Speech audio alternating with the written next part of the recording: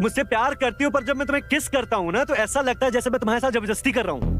तो दोस्तों, स्टोरी की शुरुआत में हम एक कपल को देखते हैं जो कि रूम में अपने काम पर लगे हुए थे। यहाँ पर हमें इन दोनों को रोमांस करते हुए दिखाया गया है, वो भी एक तगड़ा वाला, जिसे देख के अच्छे अच्छे का पानी निकल जाए। यहाँ पर लड़का तो पूरी मेहनत कर रहा था, लेकिन ऐसा लग रहा था मानो वो लड़की उसका पूरी तरह से साथ नहीं दे रही थी, इसलिए वो उससे नाराज होकर दूर हट जाता है और बोलता है, मैं तुम्हें जब भी किस करता हूँ ना, तो मुझे ऐसा लग रहा है जैसे मैं तुम्हारे साथ जबरदस्ती कर रहा हूँ। तब लड़की बोलती है, करण ऐसी कोई बात नहीं है, मैं भी तुम्हें उतना ही प्यार करती हूँ जितना तुम मुझे करते हो। यहाँ पर लड़की थोड़े चालू टाइप की लग रही थी, इसलिए करण उस पर काफी जोर से गुस्सा होता है। लड़की संभालने की बहुत कोशिश करती है, तब वो बोलता है, मुझे तुम्हारे साथ ऐसा कुछ भी नहीं करना, मुझे पागल करना बंद कर दो। इतना बोलकर नाराज होकर वो वहाँ से चला जाता है। यहाँ से अदिति अपने घर पर पहुँच जाती है। वहाँ हम उसकी फ्रेंड को देखते हैं, वो भी काफी स्मार्ट होती है, जिसे देखकर अदिति बोलती है, लगता है कमी मेरे अंदर ही है,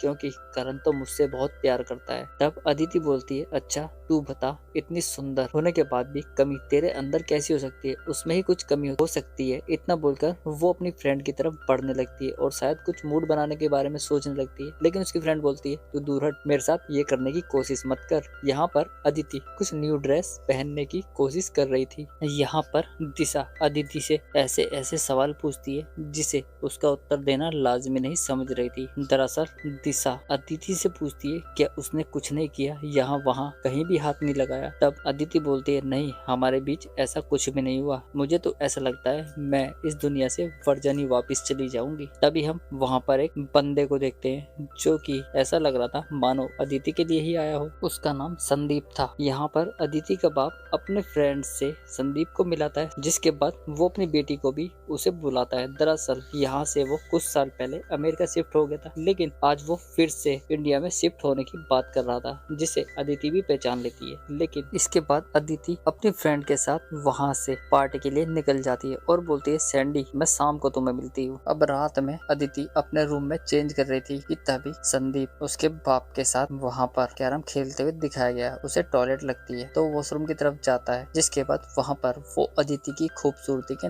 दर्शन कर लेता है। अब अदिति के दर्शन वो ऐसे करता है कि वो उसकी आंखों में समा गई थी। वो कुछ भी याद करता, लेकिन उसके सामने अदिति का फिगर ही घूम रहा था। ऐसा लग रहा था मानो अब तो वो तूफानी करके ही मानेगा। अब नेक्स्ट डे अदिति, उसके फादर और संदीप तीनों योगा क्लास के लिए ज्वाइन करने के लिए निकल जाते हैं। सुबह मॉर्निंग वॉक करते हैं, लेकिन उसका फादर थक जाता है, जिस वजह से वो घर की तरफ निकल जाता है। लेकिन अब बात थी अदिति की, और वो भी संदीप के साथ, जिसके बाद संदीप उसे योगा कराने के लिए योगा क्लास ले आता है, जहाँ पर वो उसकी फिर से खूबसूरती के दर्शन करके पागल बन बैठता है। ऐसा लग रहा था मानो वो पहली बार किसी ऐसी सुंदर लड़की को देख रहा था। यहाँ पर वो योगा के स्टेप सिखाते सिखाते कब स्टेप बनाने लगता है, यहाँ पर किसी को पता ही नहीं चलता। वो दोनों काफी करीब आ जाते हैं। ऐसा लग रहा था मानो वो उसका अंकल नहीं, वो उसका होने वाला हस्बैंड बनने वाला हो। इसके बाद अदिति को भी लगने लगा था कि